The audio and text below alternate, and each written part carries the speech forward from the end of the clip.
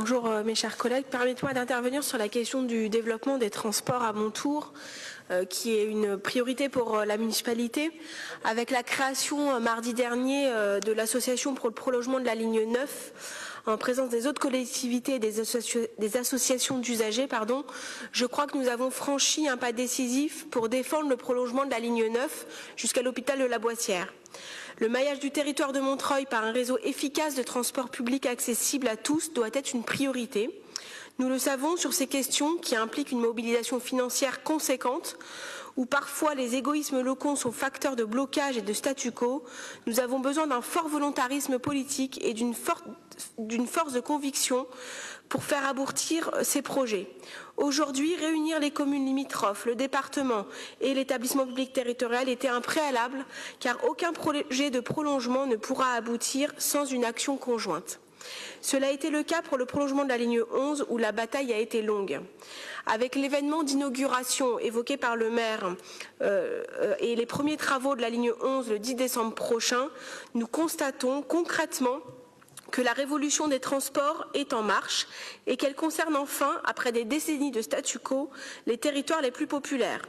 Évidemment, je pense au quartier du Haut-Montreuil, mais aussi au Bel Air, avec l'annonce du prolongement de la ligne 1, même si c'est encore très lointain, mais au-delà de Montreuil, au reste du territoire de la Seine-Saint-Denis, notamment par exemple à Clichy-sous-Bois, avec les travaux qui ont débuté du T4, ou de nombreux autres projets, notamment à pleine commune. Ce rééquilibrage territorial doit continuer. Il a été rendu possible par la précédente majorité régionale et par la forte implication financière de l'État dans les grands projets de transport du Grand Paris. Je rappelle que les études pour le prolongement de la ligne 9 sont inscrites au CPER. Espérons que le futur CPER, Madame Laporte, confirmera cet engagement.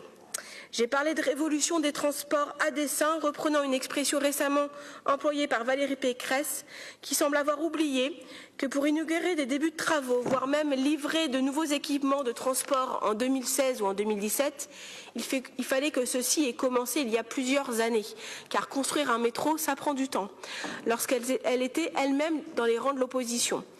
Je souhaite profiter de cette intervention positive sur le fort potentiel de développement des transports sur notre territoire pour réduire nos inquiétudes sur la concrétisation du prolongement du T1.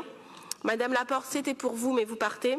Alors que le département co-maître d'œuvre engage les acquisitions foncières et les dévoiements de réseau pour ne pas faire prendre plus de retard à ce projet tant attendu, il n'y a toujours aucune nouvelle de financement de ce projet par la région, qui n'a débloqué aucune enveloppe budgétaire pour financer ces opérations menées par les maîtres d'œuvre, alors qu'elles doivent être financées par la région Île-de-France.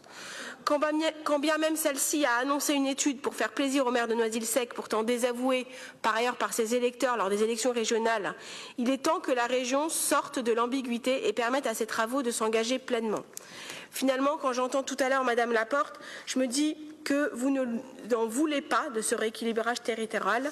Rendez-vous compte de ce que vous avez dit. Vous avez parlé de remplacement des populations dans votre intervention. Est-ce que vous pouvez peut-être préciser de quoi vous souhaitiez parler ?